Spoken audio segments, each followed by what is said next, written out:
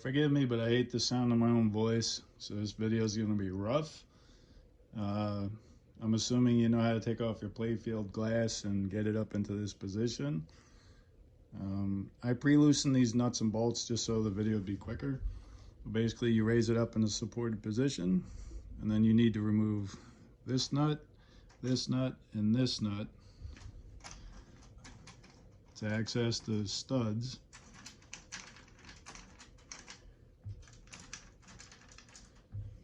Then once they're off, all you gotta do is lift up on this metal plate, and you see how they slide down the channel? Slide them all the way out until they fall in your hand, then set them to the side. Now the kit comes with 3 bolts. There's 2 4-nut bolts and 1 3-nut bolt. And there's washers. What you need to do is start with a 4-nut bolt, hold the washer up, and you could cheat without taking this panel off, but if you need to, you can. I posted pictures on that. But if you hold the washer and the screw, you can sneak it into the slot,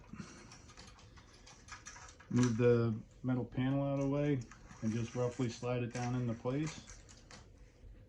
And then you take the 3-nutted bolt, you do the same thing, hold the washer up, insert the screw into the channel, same thing, push the plate back, put it down, and then you take the last one, which is also a 4-nut, hold the washer, insert it into the channel,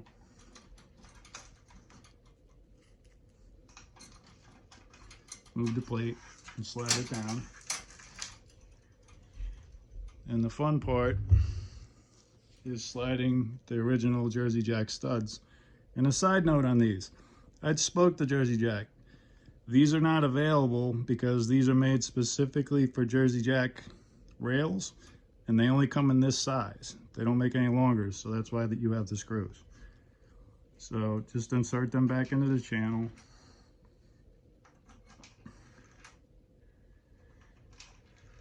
And what you have to do is finesse them back into the hole. And you have to have patience because this will drive you nuts because of the angle of the playfield.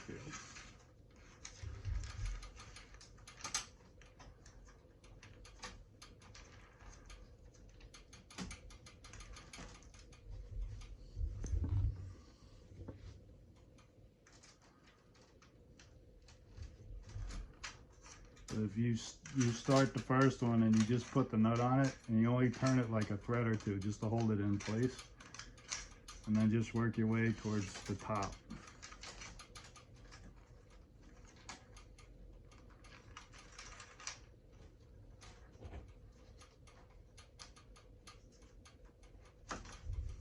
You do the same thing, take the nut and just, not a lot, just enough to grab it. And then come to the last one, and you should have enough room to slide it under, and then pop it through the hole. And once you do that, you can tighten these 3 nuts up.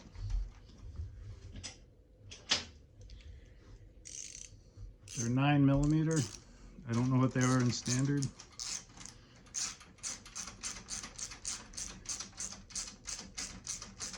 And these, since this is plastic, you really don't want to go crazy. You just want to snug them down.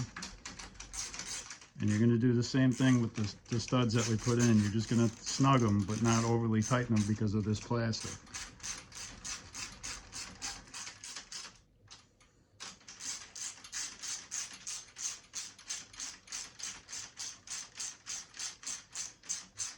Okay. All right, once the bolts are in place,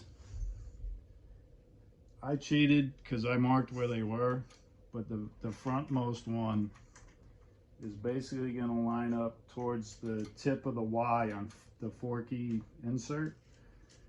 You take the very last nut on the bottom and you spin it down so it makes contact. And you don't want to tighten it all the way, you just want it snug because you might have to move it backwards and forwards a little bit to line everything up.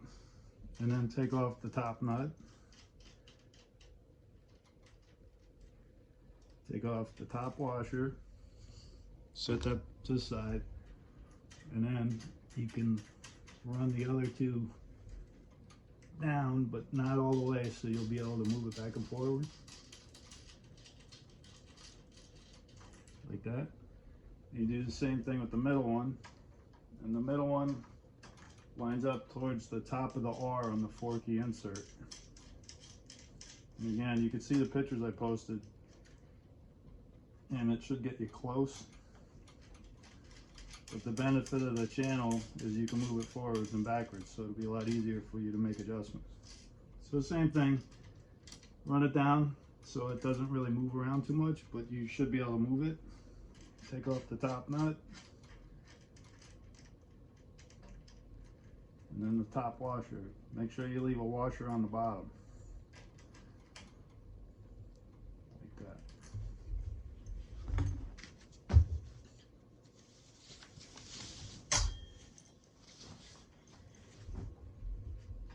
And then the last one, you do the same thing. You run the bottom nut down, just so it's a little, not fully tight, but snug, so it stays in place.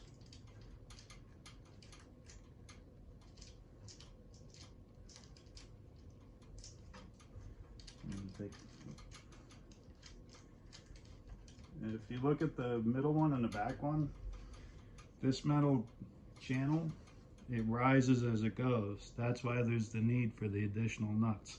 The 2 here and then the 3 here, so that the contact point is just above this metal plate.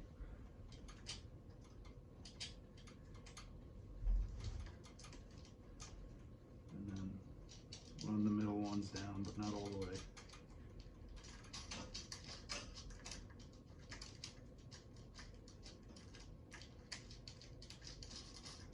And then same thing, take off the nut.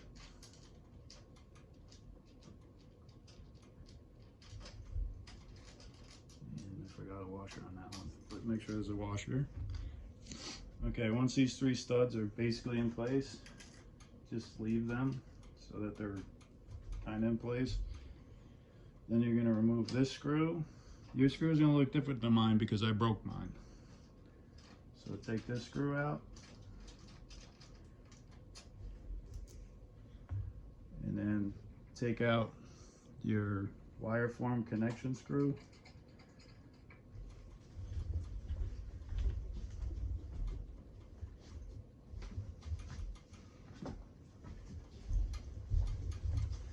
And what I usually do is I just take a cloth, could be a t-shirt, anything, lay it down, take the screw out, nope, lost it, put it underneath so it doesn't scratch your play field, and then remove this nut. And again, I already loosened these just so the video would be a little bit quicker.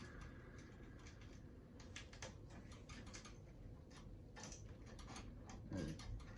So once this wire form is unbolted, you do not have to take out the 2 screws or the switch in the back. You just want to be able to take it and move it like this, just a little bit. So the first step is to take the slinky.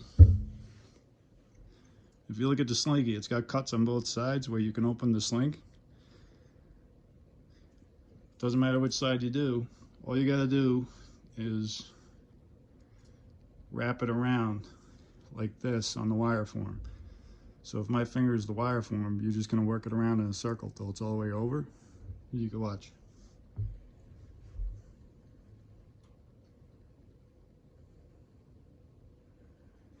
You have to make sure it goes around all 3 rails though.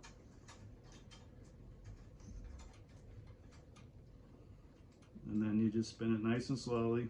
Don't put any pressure on it, you just hold it in place.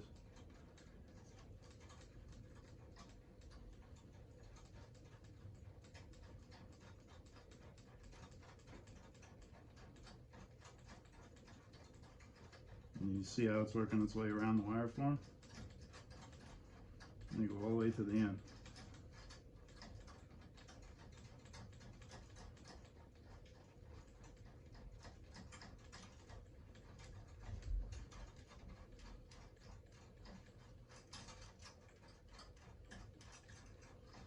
And I iPhone doesn't have a pause button on the video recording, which I don't understand. And I don't take enough videos to edit it, so, and I really don't want to hear my voice again. So this is going to be a one and done.